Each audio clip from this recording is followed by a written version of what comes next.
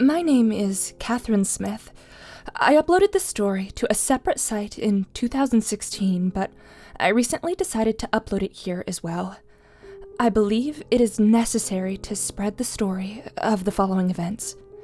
I am posting this story on behalf of my friend, Maria. I don't have a shadow of a doubt that the story she tells is true. I remember hearing a tapping on my window. 3 rapid taps to be exact. My light was turned out and it was dark in my room, so I used my phone light to find my way to the window. I looked outside and only saw darkness. Nothing was there. I went back to bed and crawled under my covers. Tap, tap, tap. There it was again, only it was louder this time. I pulled the covers over my head and shut my eyes tight, willing the incessant noise to go away. For a moment, there was only the sound of my breathing. As I began to fall asleep, I heard it again. Tap, tap, tap. My eyes shot open and my heart rate quickened its pace. The rapping on my window pane was much louder this time, and by then, I knew I wasn't imagining things. I ignored the tapping, but I was sure whoever or whatever was tapping on my window could hear my heart beating out of my chest. I plugged in my headphones, played some music, and shut my eyes tight. Eventually, sleep overtook me. Bang, bang, bang. I awoke with a start to the sound of aggressive banging at my window, loud enough to shake the glass in its frame. I looked at my alarm clock. It read 3:26 a.m. I started to sweat, and my heartbeat grew louder and louder. I was sure my heart was going to beat straight out of my chest. I got out of bed shakily and wrapped my blanket around my shoulders. I left my room and walked down the hall to the living room. I laid down on the couch and got comfortable under the blanket. Right as I laid down, I heard it. The howl was low and deep. It lasted for about 30 seconds, then stopped, but I could have sworn I was still hearing it, echoing in my mind. I sat up and peeked through the window behind my couch. I quickly covered my mouth and held in a scream. There, standing in my backyard, was just about the biggest wolf I had ever seen. Its fur was pitch black and dense, appearing almost like a silk-wrapped shadow. The eyes of the wolf seemed to stare into my soul, gazing into the furthest reaches of my mind. The wolf's irises were golden in color and glowed in the moonlight. I didn't dare break eye contact for fear of it jumping through the window and mauling me where I sat. The more I stared into the wolf's eyes, the more I became entranced in its intimidating gaze. I could feel the wolf clawing at my mind, digging away at the surface of my skull. It seemed as though the black wolf was trying to break through my skull and feast on my sanity. The moon was suddenly covered by the clouds, darkening my backyard. Just like that, the black wolf was gone. When the clouds left their place over the moon, there wasn't a trace of it. It was as if it had just disappeared, fading away with the darkness. I can't remember when I fell asleep after that, but I do know nothing else happened until the next morning. I asked my mom if she heard the howling, to which she replied, "No, sweetie, I didn't hear anything last night. I slept like a baby." The day went along normally. I went to school as I would on any weekday, and it was uneventful to say the least. It was later that night, while I was in bed, that I heard the howling outside my window. It seemed to go on for hours before I finally went to sleep. The next day was the same, again, uneventful. The only strange occurrence was a sketch of a black wolf on the next blank page of my biology journal. I knew it couldn't have been any of my friends, and considering my parents' lack of artistic skill, it couldn't have been them either. I know I didn't draw the wolf, so how did it get there? My classes that day went by slowly. It was during lunch that things started to get a little strange. I was sitting in the courtyard with a few friends. I was telling them about the bizarre and frightening things that were going on when I took my lunch out of the bag. I unwrapped the sandwich from its packaging and took a bite. It tasted god-awful, and I instantly felt a squirming sensation in my mouth. I looked down at my sandwich and I became horrified at the sight. Between the 2 slices of bread wasn't lunch meat like I thought. Raw meat with a rancid smell that told me it was obviously rotten filled my nose. That wasn't all. In my rotten raw meat sandwich were squirming fat maggots. I got up and ran to the trash can, throwing up the contents of my stomach and spitting out the rotten flesh and maggots. I could still feel the repulsive, slimy residue coating the entire inside of my mouth.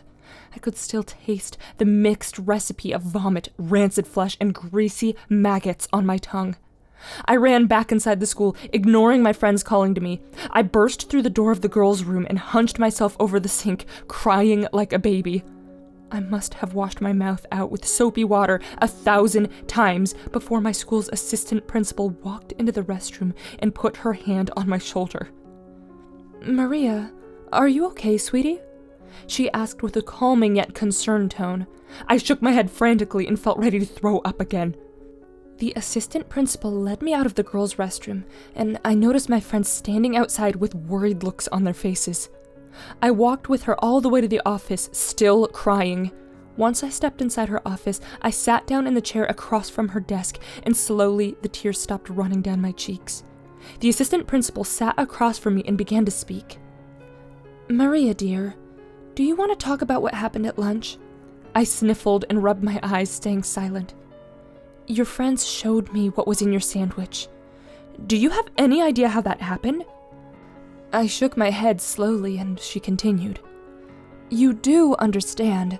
I'm going to have to make a report of this to Child Protective Services, don't you?" I looked up at her. She had a look of concern and sympathy on her face. "No, don't. It wasn't my parents' fault." The realization hit me.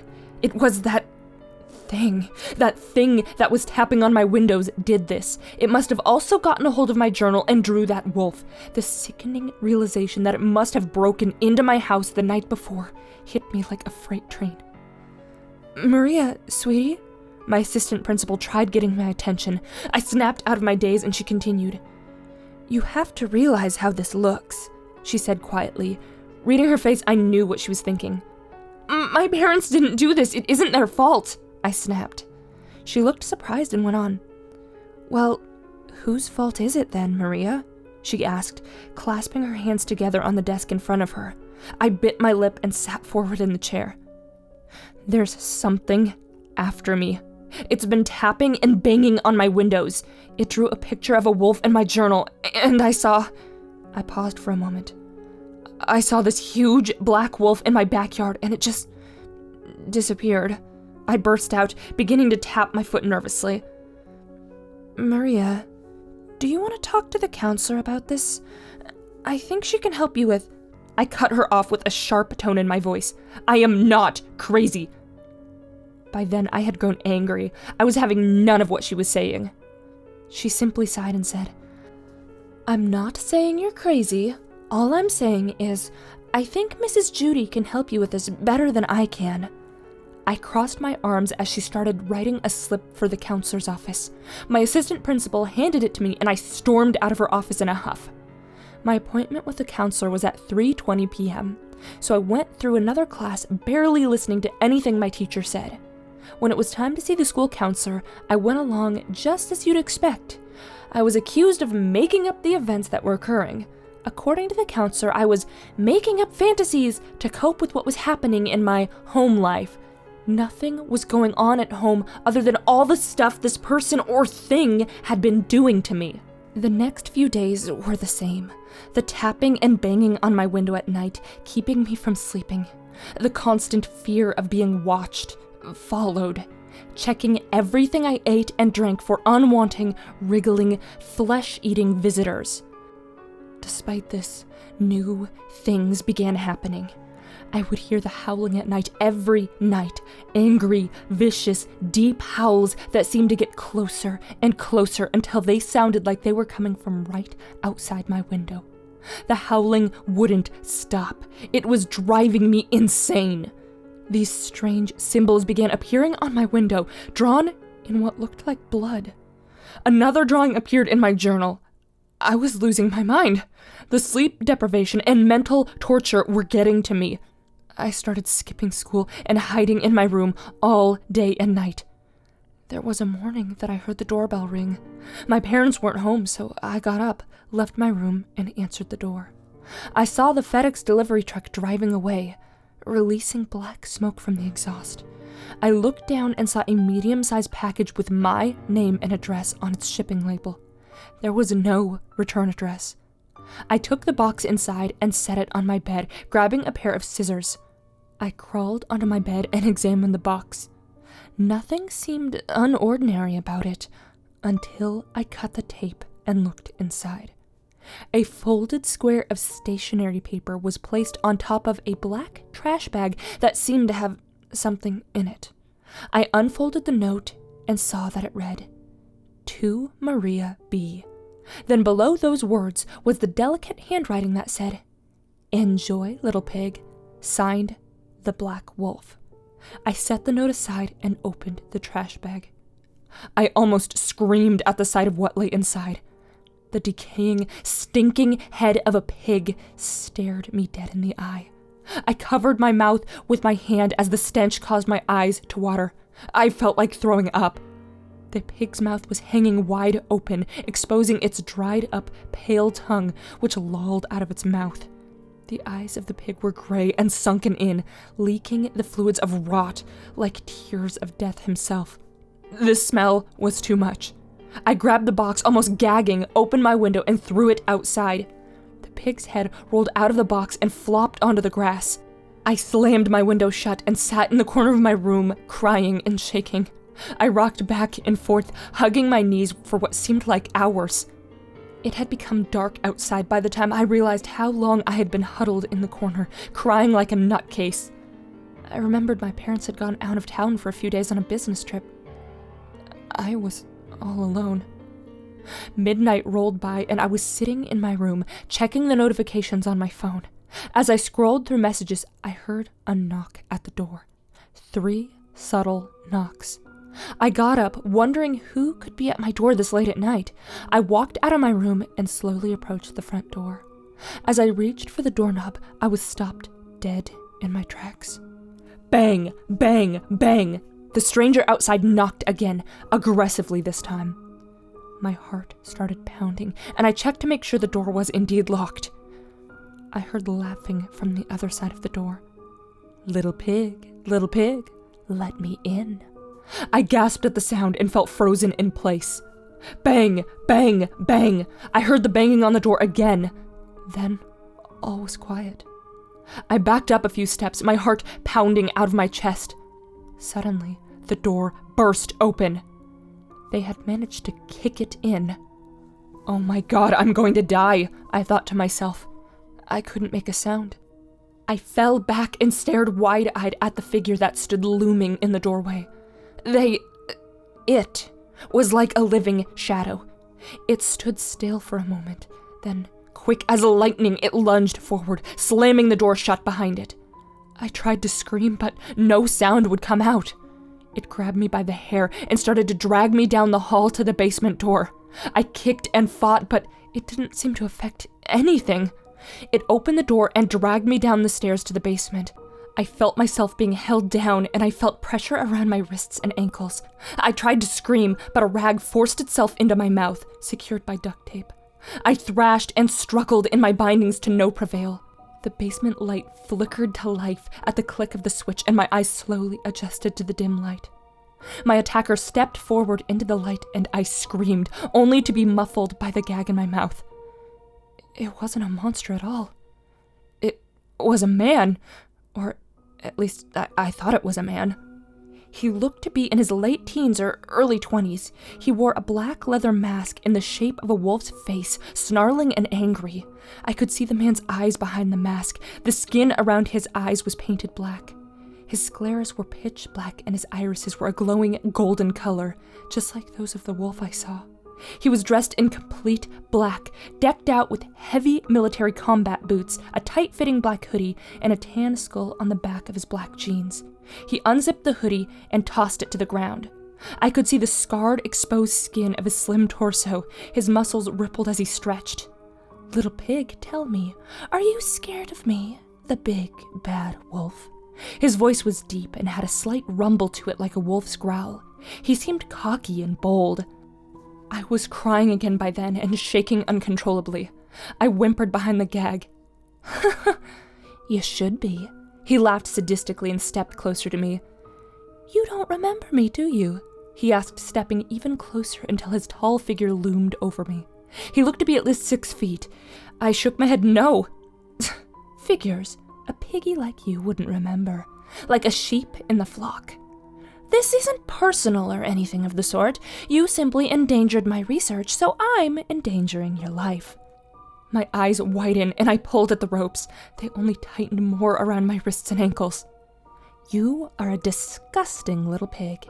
You need to learn your lesson." I whimpered at the menacing tone in his voice. The man in the black wolf mask lunged forward and grabbed my wrist that was tied to the arm of the chair.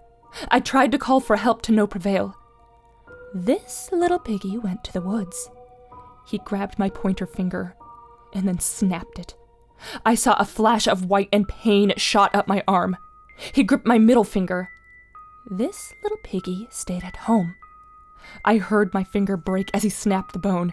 My screams and pleas sounded like a wailing, injured animal blocked by the gag. He moved to the next finger. "This little piggy had rotten meat." Pop! And then my pinky finger was next. "This little piggy had none." Snap! He moved to my thumb. I shook my head rapidly, desperately trying to beg for him to stop. He removed the duct tape rag from my mouth. I gasped for air, and before I could say anything, he chimed in with a sweet, sadistic tone in his deep voice. "And this little piggy cried, 'Wee, wee, wee.'" Crack! I screamed and the sound echoed through the basement. In a flash, he shoved the gag back in my mouth and sealed my lips with duct tape. Ah, what a wondrous sound! He took a deep breath through his nose and straightened up, tilting his head back to the ceiling as if my scream was a drug flowing through his veins like liquid fire. I saw a portion of his face just beneath the mask. His smile widened, revealing sharp, pointed canines. I noticed then that his hair was shaved on one side and black in color, and his ears were pointed, recalling those of a wolf's. To this day, I still have vivid memories of this self-centered son of a gun showing the entire class my research journal, even reading some of it out loud as well, word for freaking word. I looked like a fool. It was only the second day of freshman year. Everybody thought I was a freak. She thinks I would forget about that. She ruined all 3 years of my freaking high school experience. Oh, but of course that little snickering pig would have forgotten. She had it easy, so damn easy. The little tart is lucky I dropped out. If I hadn't, she would have never heard the end of it the minute the bell rings on the last day of senior year. Not like it matters now. All of her bones will be broken soon enough anyway. The masked madman was deep in thought. I was hyperventilating, nearly struggling to breathe as I felt the duct tape on my lips tighten each time I inhaled. He has to get caught.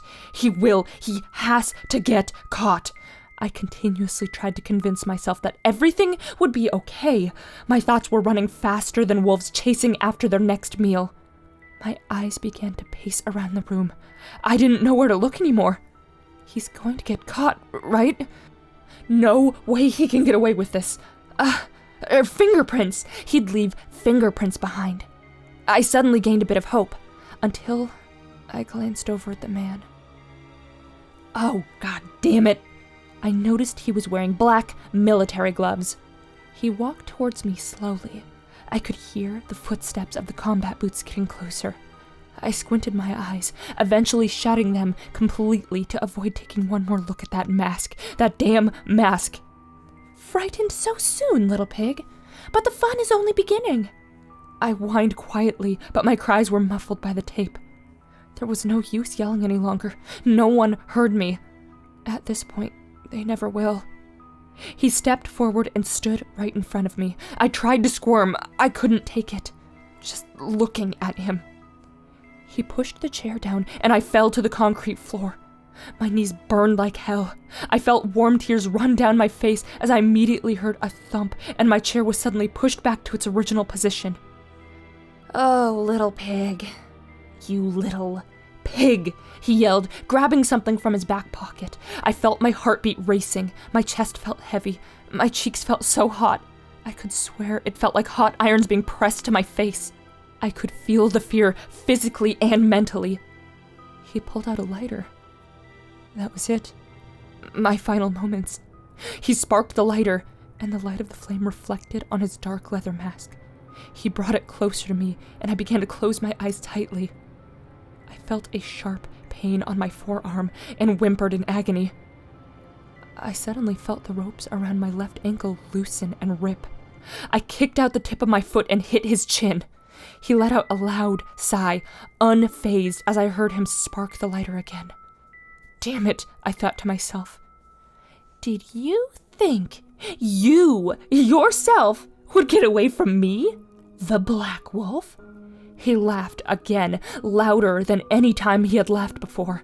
I felt the heavy heat of the flames touch the tip of my toes as I began to squirm, failing miserably. Tears ran down my face quickly. My eyes opened slowly. I saw him stand up and grab something off the nearest shelf. He was pacing around. My, is the little piggy scared? Boo-hoo, too bad you can't squeal for help. He began to chuckle. Little pig, let's begin. I noticed that he'd gotten a switchblade from the shelf. I didn't want to die like this. I never thought I would die like this. I began remembering all those childhood memories of mine, until it came to me. I knew who this person was. Or rather, who they used to be. I remember him. I remember what I did freshman year of high school. The rush of guilt was heavier than the weight of anxiety I got every time I looked at the guy's mask. The guy who'd been abused by his mom his whole life or something. I was so lost in thought. I finally snapped out of it by the painful feeling. I was being cut in the arm. It felt like the knife just cut through every bit of flesh like butter, which led to the inevitable bleeding. I've never seen so much blood before. I passed out cold. I was awoken by a door slamming. I was being untied from the chair. I was no longer restrained. I ran over to my cell phone and called my parents. They rushed home, and when they came, they called the cops. They didn't believe me. This couldn't be happening. They actually thought, I did all of this to myself. No. He can't get away with this. How did he cover his tracks so well? What even? I felt like I was going to snap. I went through so much of this just to be told it was self-injury? You morons know nothing about me if you think I'd do something like this to myself. The officers restrained me and walked me to the car. Don't worry, ma'am. We're gonna put you somewhere where you can get better, okay? I kicked. I squirmed. I couldn't handle this anymore. Before I knew it, I was sitting in the back seat of a cop car, on my way to some awful place for crazy people. I tried to look outside the window. It was too foggy to see anything until I blinked and saw the faint markings on the car window. It had words drawn into it with a finger. The crystal clear lettering stood out prominently on the foggy glass. The girl that cried wolf.